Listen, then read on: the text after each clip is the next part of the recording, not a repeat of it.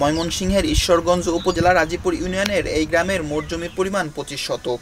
এখানে সিরাজুল হক সরকার স্ত্রী সন্তান সহ মোট ৪ জন নিয়ে বসবাস করে আসছিলেন, যেখানে ২টি বসতঘর, একটি গোয়ালঘর ও একটি ছোট পুকুর ছাড়াও রয়েছে বেশ কিছু গাছগাছালি। অন্যের জমির আইল দিয়ে এই বাড়িতে প্রবেশ করতে হয়। নিরাপত্তাহীনতার কারণে প্রায় ৪ মাস আগে ১৫ লাখ টাকায় এই বাড়িটি বা গ্রামটি বিক্রি করে পাশেই পৈতৃক জমিতে টিনের ঘর করে পাড়ি জমিয়েছেন তারা। এই বাড়িটাতে আমি ১৯৬৫ সন থেকে আমার আব্বাই করছিল এখানে বাড়ি। হ্যাঁ, আমার আব্বা মারা গেছে।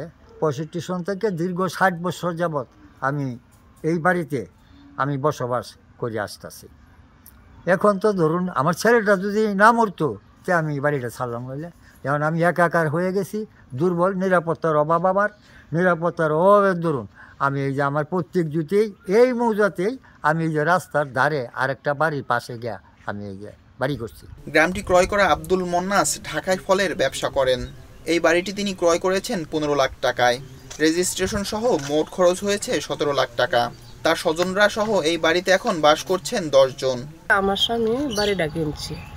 আমরা এই বাড়ি যে এক গ্রাম একটা বাড়ি, এটা আগে আমরাও জানতাম না। ইদারিং এই লার ফুলাডা মরিয়া হারিয়া বাড়িটা বিক্রি দিব, এই শুনি যেন একটা বাড়ি একটা গ্রাম।